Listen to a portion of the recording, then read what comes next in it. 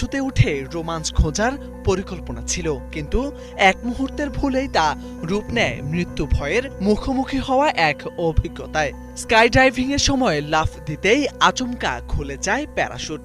দমকা হাওয়ায় সেটে গিয়ে আটকে পড়ে বিমানের ডানায়, আর 15,000 ফুট উচ্চতায় শূন্যে ঝুলে থাকেন এক স্কাই ড্রাইভার। ভয় ধরানো সেই দৃশ্যই এখন ভাইরাল সামাজিক যোগাযোগ মাধ্যমে।